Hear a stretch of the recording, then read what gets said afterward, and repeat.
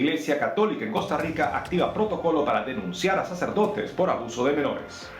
Obispos de Italia donan 10 millones de euros a regiones más afectadas por coronavirus.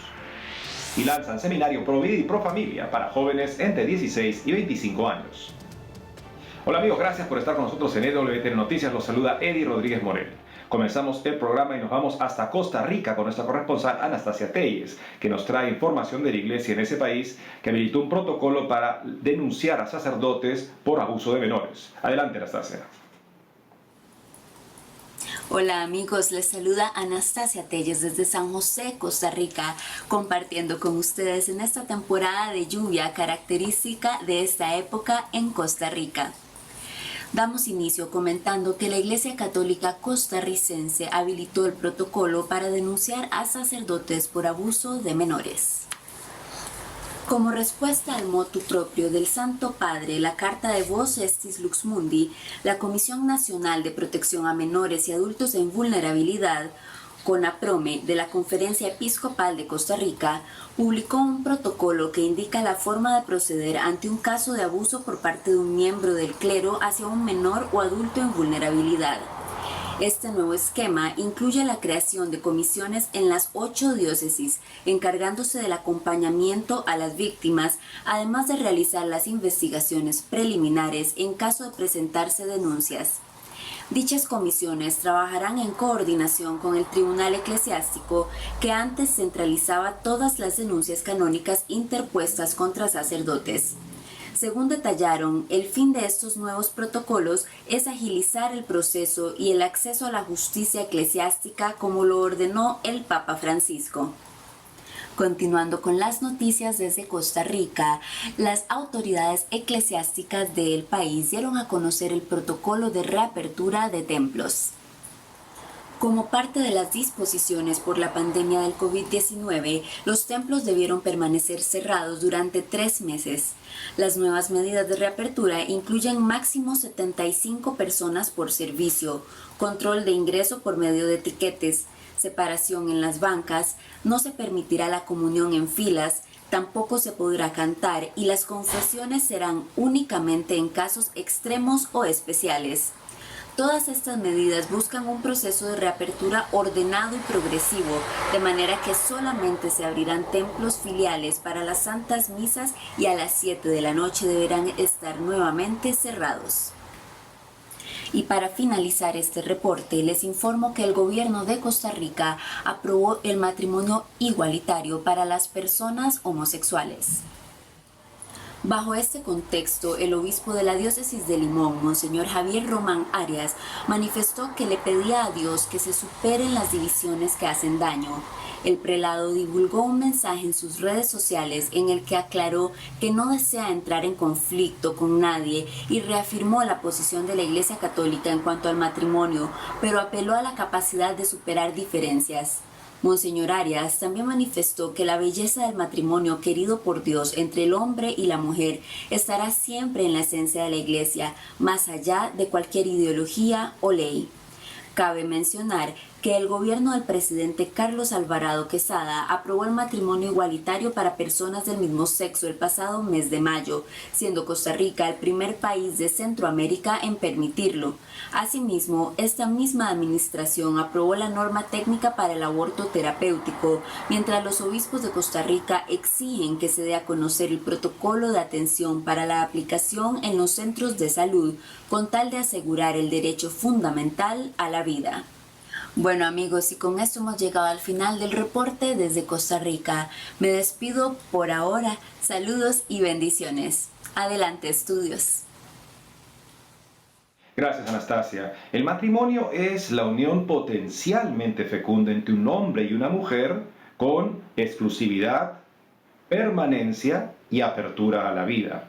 Todas esas notas son indispensables para entender bien la realidad en la que uno entra al casarse. Podría ponerle ese nombre a cualquier otra realidad en la que simplemente, en fin, mi preferencia afectiva es lo más importante. Apertura a la vida es un optional o no me interesa. La exclusividad, bueno, podría tener mis aventuras y todo se entiende dentro de esta nueva forma debilitada de matrimonio, a la cual también quieren tener acceso colectivos LGTBI, que buscan de esa manera cruzar un nuevo umbral de normalización, como al entrar o al ser reconocidos públicamente en una institución que ya está muy desvirtuada, podría también ellos pensar que son como todos los demás. No hay ninguna anormalidad en esa tendencia. Pero la verdad es que vemos que todo es una mentira, que se ha redefinido hacia abajo el matrimonio para poder hacerlo interesante y asequible a personas que normalmente, típicamente, viven relaciones poliamorosas. Es el hecho con las relaciones homosexuales. En las relaciones, el 50% de los matrimonios homosexuales en los Estados Unidos nacen como relaciones abiertas, o sea, ya con otras parejas. Y los que permanecen más de 5 años lo hacen abriéndose a ese tipo de relaciones. Díganme ustedes si queremos redefinir el matrimonio hacia abajo de esa manera. Por otro lado, amigos, vamos hasta Italia, donde los obispos de ese país donaron 10 millones de euros a regiones del mundo particularmente afectadas por el COVID-19. Veamos. La presidencia de la Conferencia Episcopal Italiana donó hace unos días 10 millones de euros como una contribución extraordinaria a las regiones cuyo territorio han sido definidos como naranja o rojo, de acuerdo al grado de afectación por el coronavirus. Dicha donación se suma a los 200 millones de euros que se entregaron a las diócesis de Italia en abril y al importe de 9 millones que en total se enviaron a África y a otros países pobres. Según explicaron los obispos italianos, el dinero que se donó proviene del fondo recaudado a partir de los aportes de los feligreses al impuesto llamado 8 por 1000, que tiene como finalidad sostener a las personas y familias en situaciones de pobreza, a las asociaciones que trabajan para superar la emergencia provocada por la pandemia y a las entidades eclesiásticas en situaciones de dificultad. En esa línea, además de la donación, los prelados anunciaron la reciente campaña de recaudación Hay un país, que busca seguir colaborando con los más necesitados a través del impuesto del 0.8% que los fieles católicos donan a la Iglesia en Italia. Cabe resaltar que el país italiano en la actualidad cuenta con más de 200.000 casos de infectados y un promedio de 30.000 fallecidos a causa del COVID-19.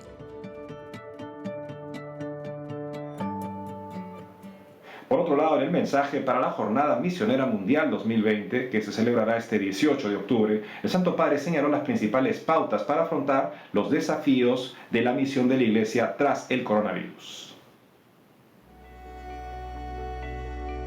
Hace poco, en el mensaje para la Jornada Misionera Mundial 2020, titulada Aquí estoy, mándame, que se celebrará el próximo 18 de octubre, el Papa Francisco ofreció algunas pautas que marcarán el camino a seguir en la misión en el mundo posterior a la pandemia de coronavirus. Al respecto, el pontífice resaltó que los sufrimientos y desafíos causados por la pandemia de COVID-19 encuentran su eco en las palabras del profeta Isaías, «Aquí estoy, mándame», y que esta llamada viene del corazón de Dios y de su misericordia que interpela tanto a la Iglesia como a la humanidad en la actual crisis mundial. En esa línea, expresó que con la pandemia nos hemos dado cuenta que estamos en la misma barca, todos frágiles y desorientados, pero al mismo tiempo importantes y necesarios, llamados a remar juntos y necesitados de confortarnos mutuamente. Asimismo, el Santo Padre destacó la llamada a la misión que tenemos como cristianos, ya que la invitación a salir de nosotros mismos por amor a Dios y al prójimo se presenta como una oportunidad para compartir, servir e interceder. Finalmente, el Papa Francisco invitó a las personas a hacer un examen de conciencia y preguntarse si tienen disposición a ser enviados a cualquier lugar para dar testimonio de la fe en Dios.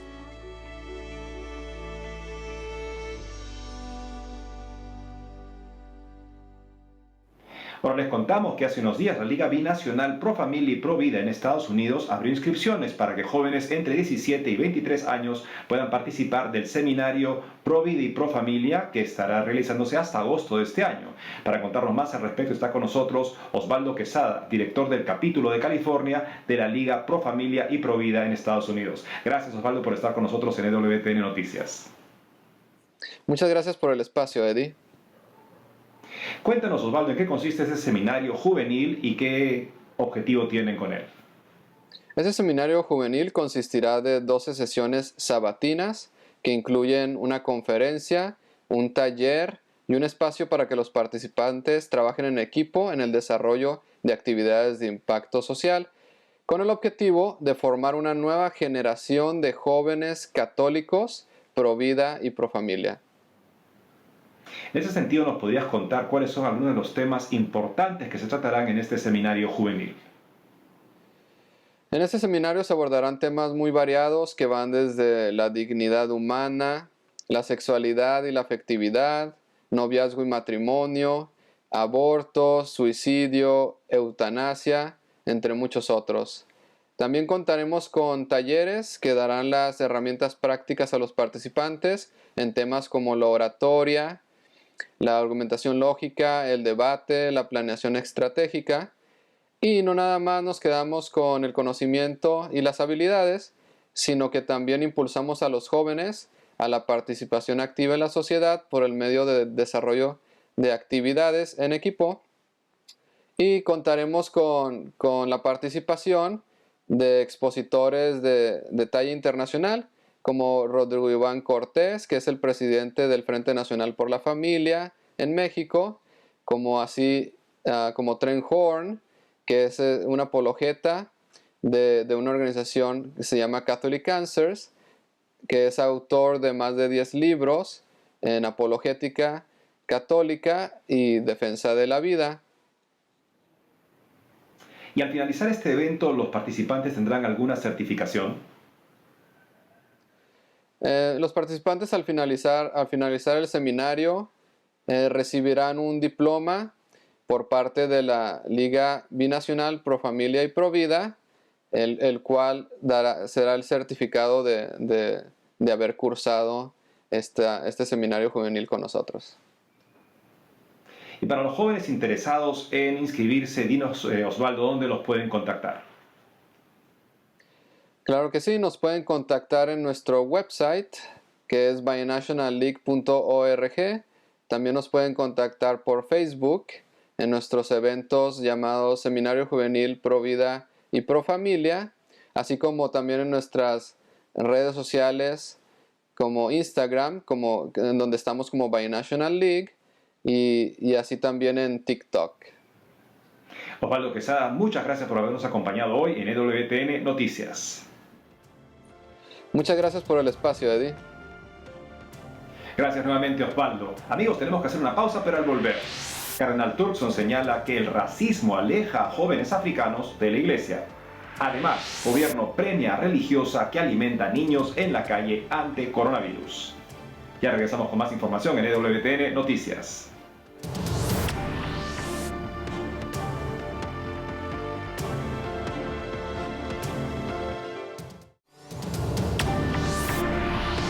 Seguimos con más información y les contamos que el cardenal Peter Turkson habló sobre el racismo y advirtió que cuando iglesias católicas en Estados Unidos no dan la bienvenida a jóvenes africanos, esto puede llevar a que ellos acaben alejándose de la fe. Veamos. Hace unos días, en un debate en línea sobre el racismo, el cardenal Peter Turkson, prefecto del Dicasterio para el Servicio del Desarrollo Humano Integral, advirtió que cuando las iglesias estadounidenses no dan la bienvenida a los jóvenes católicos africanos, estos finalmente terminan por alejarse de la iglesia. En ese sentido, el purpurado señaló que los obispos y pastores de varias partes de África han expresado su preocupación por el hecho de que los jóvenes católicos que abandonan su continente para asistir a escuelas en Europa y los Estados Unidos regresan a casa después de romper su vínculo con la Iglesia Católica. En esa línea, el cardenal Turkson expresó que es un problema para los estudiantes africanos no sentirse bienvenidos y acogidos, ya que muchos de ellos informaron haber tenido dificultades para ser aceptados en las comunidades católicas y por eso van a donde encuentran compañerismo, siendo impulsados al redil de movimientos y grupos evangélicos. Por su parte, el arzobispo de Washington, D.C., Monseñor Wilton Gregory, afirmó que el racismo es similar a un virus, en el sentido de que ambos son cosas que impactan nuestras vidas, que nos asustan, pero que también se presentan de manera silenciosa y muchas veces desconocida.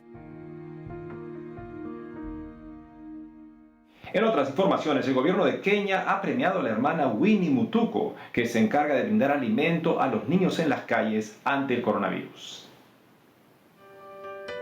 A inicios del mes de junio, el gobierno de Kenia, en África, anunció que gracias a su labor de dar comida a los niños de la calle, la religiosa Winnie Mutuku de las Hijas de la Caridad de San Vicente de Paúl fue una de las ganadoras del premio Uzalendo, un galardón otorgado en la nación a quienes contribuyen en la lucha contra la pandemia del coronavirus. Según se dio a conocer a través de Asiáfrica, agencia de noticias del grupo ASI en este país, los menores sin hogar en la localidad de Kitale se enfrentan a actos crueles por parte de la Policía Nacional, quienes golpean duramente a toda persona que se encuentre merodeando en las calles durante el toque de queda. Por estos motivos, la religiosa contó que, acompañada por otros miembros del proyecto Upendo Street Children, iniciativa fundada por ella misma y que tiene como objetivo devolverles la dignidad, educar y reunir a los niños de la calle con sus familias, se encargan también de brindar comida y respaldo a los pequeños en necesidad.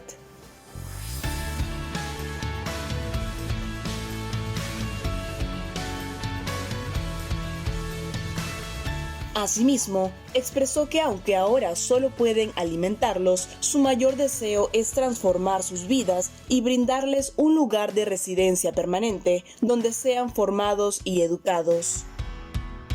Cabe señalar que hasta el momento, Kenia registra cerca de 3.000 casos de COVID-19 en el país.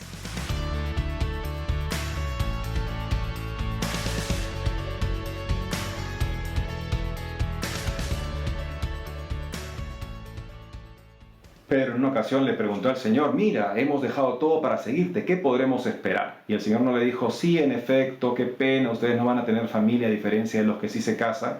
No, les dijo: los que me han seguido han dejado todo para seguirme, tendrán cientos de hijos e hijas y padres y madres. Es una familia gigante, como la que descubre la persona consagrada en la medida que se entrega generosamente a su vocación, como la hermana Winnie. ¡Qué hermosa noticia! Por otro lado, amigos, la Conferencia Episcopal de Venezuela ha publicado un protocolo para la feligresía ante la eventual reapertura de los templos. Veamos.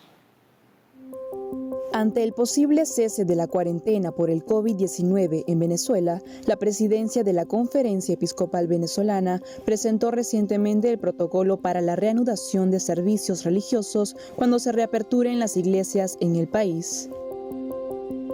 Según informaron los obispos, si bien aún no hay fecha establecida para las celebraciones de las misas con público en los templos, el documento, preparado junto con la Comisión Episcopal de Liturgia, busca orientar con antelación a los fieles y sacerdotes sobre las disposiciones a seguir. Asimismo, el protocolo, dividido en 3 etapas, se regirá bajo las reglas que las autoridades sanitarias en la nación vayan estableciendo a lo largo del tiempo.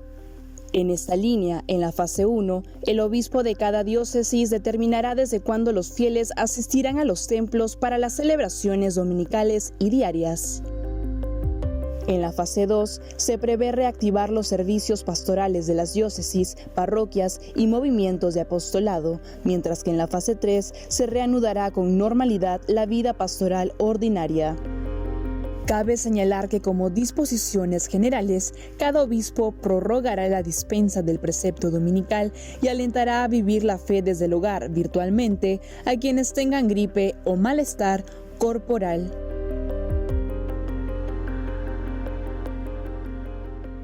Y alguien que también cumple con su misión y brilla en medio de mucha necesidad es un sacerdote en el Perú que desde el inicio de la pandemia del coronavirus sube a los cerros donde están las personas más necesitadas para brindarles ayuda y alimento. Veamos. El padre Emerson Belay Sosa, párroco de la parroquia San Juan Bautista de Amancaes, una zona vulnerable del distrito del Rímac en la ciudad de Lima, en Perú, viene llevando ayuda a los más necesitados del área en medio de la pandemia del coronavirus.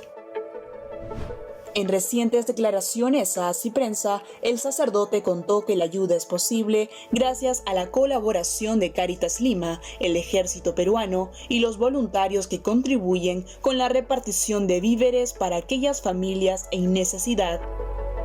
En esa línea, el padre Emerson señaló que actualmente sirve a más de 1.200 personas que se han agrupado en 9 ollas comunes, una iniciativa de los vecinos que viven en las zonas más pobres, en las que se alimentan de la comida preparada en una misma olla para afrontar unidos el hambre que se hace cada vez más urgente por la imposibilidad de trabajar debido a la cuarentena impuesta por el gobierno. Por otro lado, el párroco resaltó que también ayudan a las familias donde hay uno o varios miembros con COVID-19. En esos casos, los alimentos son llevados a sus hogares para que estas personas no tengan que salir hasta que termine su proceso de recuperación.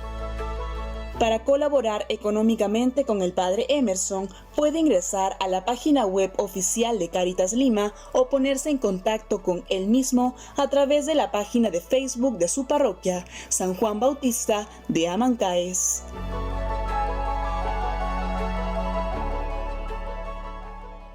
Y ahora les contamos que hace unos días se publicó el libro Aborto en América Latina y el Caribe, el impacto legal de la Convención Americana de Derechos Humanos, que analiza desde una perspectiva pro vida las leyes nacionales e internacionales en América Latina y el Caribe. Para ver más a profundidad el tema está con nosotros Ligia Castaldi, autora de este libro y profesora de Derecho Internacional en el Ave Maria School of Law.